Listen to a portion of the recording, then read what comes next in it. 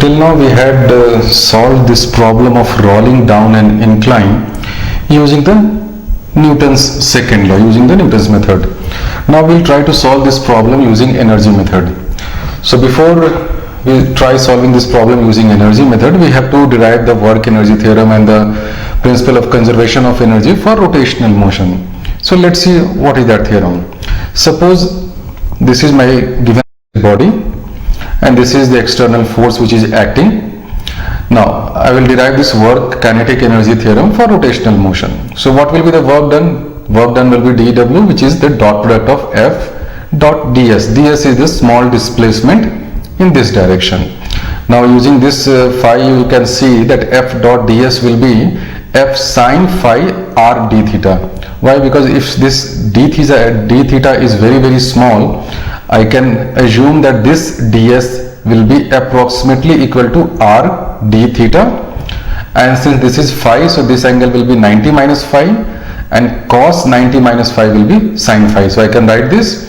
So I can write that dw by, now what is this? dw is f sine phi r d theta. Now this is, what is f sine phi? F sine phi and into r is tau. So I can write dw is equal to tau d theta.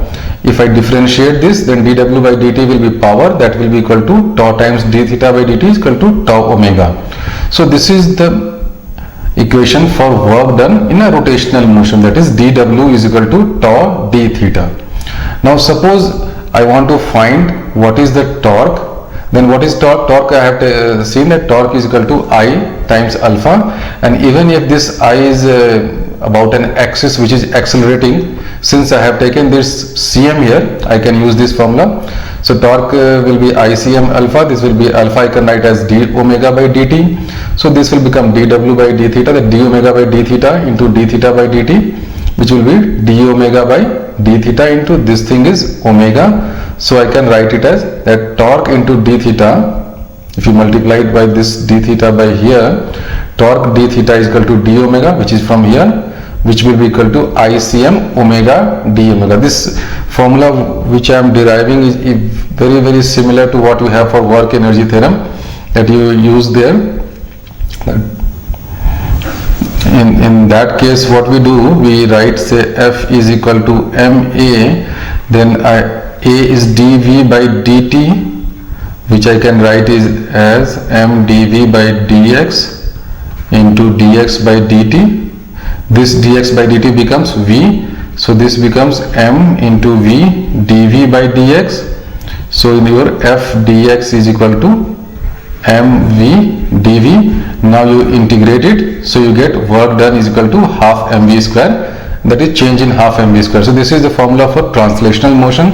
Exactly same thing I do here also, only the change is that instead of a I have alpha, instead of dv by dt I have d omega by dt, instead of dx by dt I have d theta by dt. Everything else is exactly same. So the formula for work done comes out to be that work done is equal to integral from say one particular angle theta a to theta b, that this is the total work, will be torque d theta integral. So this is I c omega, that is I about center of mass, omega d omega, you integrate, you will get half omega square. So this is the kinetic energy at due to rotation at position B minus kinetic energy at due to rotation at position A. So this is the work done. So this is like work done from position A to B is equal to rotational kinetic energy at B minus rotational kinetic energy at A. This is exactly similar to the work energy theorem for translational motion. Now let's see in this rolling down an inclined case whether we can use this formula. Before I use this formula and derive everything mathematically, you must be thinking that okay, in rolling case, the rolling down an incline, what is happening? That force of friction is acting, because ultimately this whole rolling is taking place because of force of friction, and the force of friction is acting, and there is displacement also, because this sphere or cylinder, whatever it is, this is moving along the incline, so there has been displacement also. So there should be some force done by friction, that is there should be some dissipation of energy because my friction is opposing this motion. You might be thinking this way, but you will find, and I will prove it mathematically also, that in this case when there is pure rolling, the work done by friction is zero. Now why and how is that possible?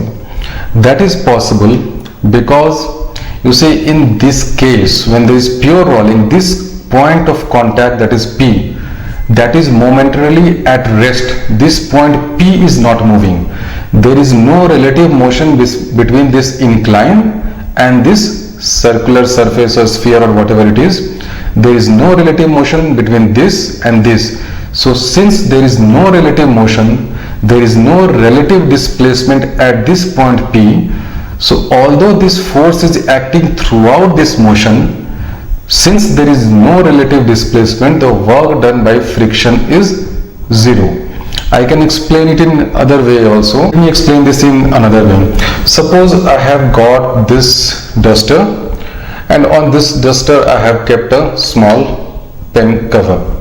Suppose there is an ant which is trying to move this pen cover, and this ant is applying a very small force of say 1 Newton. Now what will happen? Suppose this pen cover is not moving because of that small force, but there must be some friction force opposing even that small force of 1 Newton. So if an ant is applying a force of 1 Newton on my pen cover, there will be an opposing force of 1 Newton on this pen cover. Now you see, since this force is very small, that force by ant is very small, the force of friction is able to balance that small force. Now if I move this duster say from this position to this position, and if it goes like this, and I ask you, what is the work done by friction say from this point to this point? Although there has been the displacement of this thing, a force of friction equal to 1 Newton also is acting, but will there be any work done by force of friction? No. Why? Because there is no displacement between this and this. Although there is a total thing is moving, but relative to this duster, this pen cover is not moving. Therefore the work done by friction force, although which is acting as equal to 1 Newton, there will be no work done by force of friction. Similarly, you see, suppose I am trying to shift this wall. I am trying to push this wall with say a force of 100 Newton, but I am not able to push this wall because this wall is very strong. Now if you observe this motion say from sitting from Sun or Pluto, this earth is moving. So a man sitting on Pluto will see that okay, actually this wall, since it is moving along with earth, it must have moved with a speed of say 10,000 km per hour. But what is the work done by me? Work done by me is zero, because there is no displacement relative to me and the wall. Exactly same logic we are applying in case of rolling down the incline also, if that rolling is pure rolling. What is happening? There is no relative motion, so work done by friction will be zero. Now I have given you a purely physical reason. Let's give you the same thing I will explain using mathematical methods. You see, this is the work kinetic energy theorem for translation. That is, work done by force F net dl is K2 minus K1, or total work done is change in kinetic energy. All of you know this is work energy theorem. Similarly, work energy theorem for rotational motion, I proved in last slide. It is torque d phi is equal to I omega d omega, that is equal to work done by rotational motion is equal to half, that is the rotational energy at position B minus rotational energy at position A. Now you see, now apply this work energy theorem for translational motion in this case. What is happening? mg sine theta is acting in this way. I am talking about translation motion along this incline. mg sine theta is acting this way along the motion. Friction is acting opposite, that's why I have taken minus fs. mg sine theta minus fs, suppose this is the delta x, the total distance covered. So this force into delta x is equal to half mv center of mass square. That is, I am assuming that this was starting from position of rest, and when it is reaching here, the velocity is vcm. So this is the work energy theorem for translation motion. Now what is work energy theorem for rotational motion? Torque into d phi is equal to change in rotational energy. There is only one torque acting. What is that torque? Fs into r. And what is that d phi? Integration of d phi will be phi to phi b. So that will be delta phi is equal to half ICM omega square, that is omega is the angular velocity at this point. Now you see what is happening, that friction has got a very interesting kind of role. Friction, what it is doing, it is decreasing the translational motion, that is it is because it is having a minus sign here, but it is increasing the rotational energy. So friction, what it is actually doing, it is extracting energy from one side and it is giving to other side. When you solve this equation, say delta x is equal to r delta phi, this is a condition for pure rolling, and this delta x, the distance covered, will be h by sine theta. So let me write this equation. mg sine theta into delta x will be mgh, so it will become mgh minus fs into delta x is equal to half mv square. I am not writing VCM, I am assuming that you are understanding that thing, and this will become fs into r delta phi. What is r delta phi? This is delta x. fs into delta x is equal to half I omega square. When you add these two equations, what you will get? You will get mgh is equal to half mv square plus half I omega square. This is your pure and simple old conservation of energy equation. Whatever potential energy the ball was having at this height h, that has been converted into total kinetic energy. This is the translational kinetic energy and this is the rotational kinetic energy. Now what is the role of friction in this thing? What friction does, as we had seen in the case of rolling earlier also, friction is like an intermediary between translation and rotation. So this friction will say, okay, translation, you earlier you were having all the fun, you were enjoying all the energy from mgh, now you should give some energy to rotation also. So this fs delta x, whatever energy this friction is taking from this mgh, suppose this mgh was say 10 joule, so what fs delta x takes, that okay, I will take say 4 joule from this and I will give this to rotational, and remaining 6 joule will go to that translational energy. So actually what this friction is doing is, suppose in this incline earlier there were no friction, then what will happen if there was no friction? Whatever potential energy this ball was having, that potential energy mgh, everything would be converted into kinetic energy, and that kinetic energy will be due to translation. So this mgh will be converted into half mv square. Okay.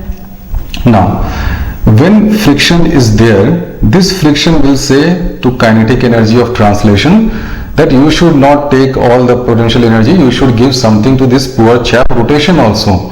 So this friction, when it is present, it will take some energy from this mgh and it will give it to rotation. So part of this P, that is part of this mgh, will be in terms of half mv square and part will be in terms of half I omega square, and whatever it takes from mgh, exactly same amount it gives to rotational energies, so that the sum of these two will be still be equal to mgh. So suppose earlier my mgh was 10 joules, without friction all 10 joule used to be converted into this half mv square, the translational energy. Now when friction is present, out of this 10 joule, maybe 4 joule will be given to this rotation and 6 joule will be with this kinetic energy of translation. In what ratio it will be distributed, that depends upon moment of inertia. Why? Because for kinetic it is half mv square, and for it is half I omega square. Suppose your I is cm r square omega square. Now this r o square omega square will become v square, so your ratio will be 1:c. In this ratio your energy will be distributed, where c is equal to say half for cylinder, it is 2/5 for 2/5 for solid sphere, 2/3 for a hollow sphere. So in this ratio 1:c, this energy, the potential energy mgh, will be distributed between kinetic and rotational energy. Got it? Now, but this distribution so that total energy is equal will only happen in case of pure rolling. Why? You see this equation. Whatever minus Fs delta x exactly same is plus Fs r delta phi, and this r delta phi is equal to delta x. So I can write it as delta x. So minus Fs delta x plus Fs delta x. So whatever minus is being done from mgh, exactly same is being put up as plus mgh plus Fs delta x for this rotational energy. So in case of pure rolling, since this delta x is equal to r delta phi, whatever energy friction is taking from mgh here, exactly same amount of energy it is giving back as rotational energy. So whatever is being taken, which should have gone to kinetic energy, that much friction has taken from mgh, and same it has given to this half I omega square. Now you see what will happen. Suppose there is rolling with forward slipping. Now in case of rolling with forward slipping, what happens?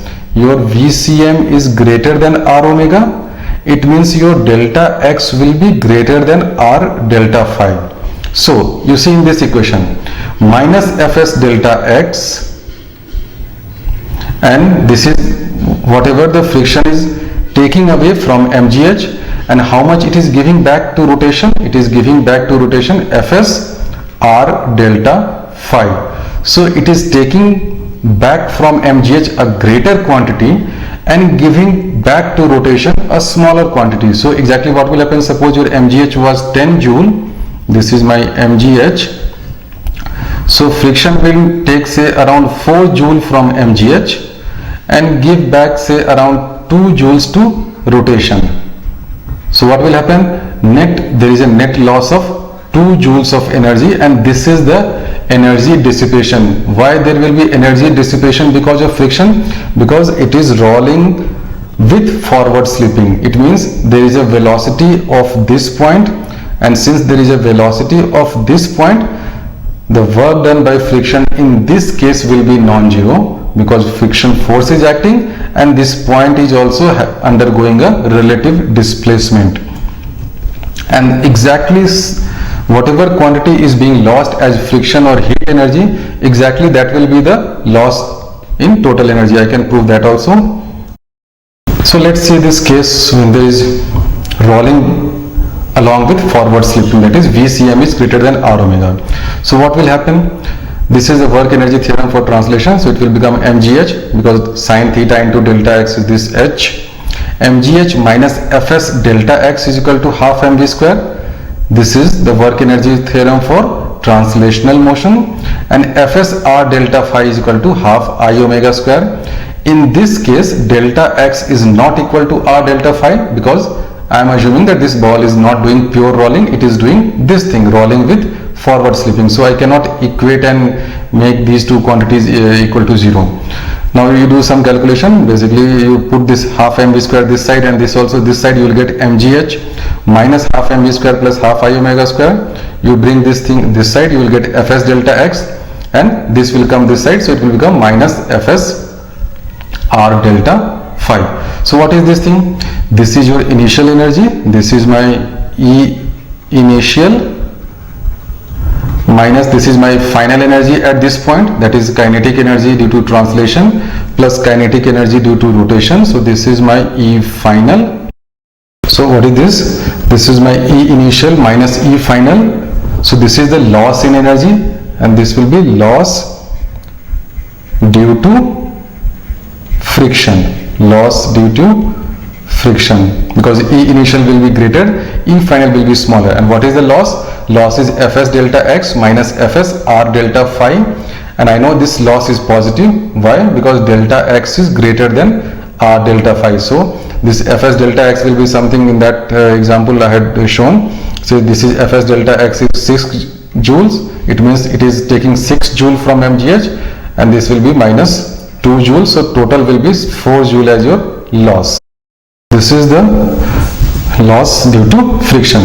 Now suppose what will happen? Suppose I give you a case in which there is rolling with backward slipping. In that case, what will happen? That case also, this point will be having a velocity and this velocity will be in this direction. So friction will be in this direction. There is some motion. So in that case also, there will be some loss because of this friction, and in that case, this equation will turn out to be delta x will be less than r delta phi, because this is rolling due to rolling with backward slipping. Now can you imagine one situation, how can this rolling with backward slipping can be? It can happen when you give a certain initial condition to this ball. What you do, you put this ball with an initial velocity omega naught, okay, and this spin is in this direction. So when this ball is rolling in this direction, initially what will happen, this point will be having a velocity in this direction omega naught r, and your translational velocity to begin with, suppose it is 0, so initially there will be a slipping in backward direction. So depending upon giving initial conditions, whether if I can give an initial velocity omega naught, so I can have rolling with backward slipping also. So this is the case. Remember, in pure rolling, delta x is equal to r delta phi, so this work loss due to friction is 0. If there is rolling and with forward slipping, this delta x will be greater than r delta phi, and I will get this loss due to friction. And this ball is rolling from here to here, it has covered a distance delta x. Now I can apply my energy conservation method. Half I omega square plus half mvcm is equal to mgh. Now I know that this ICM is CM square and omega will be VCM by R, because this is pure rolling.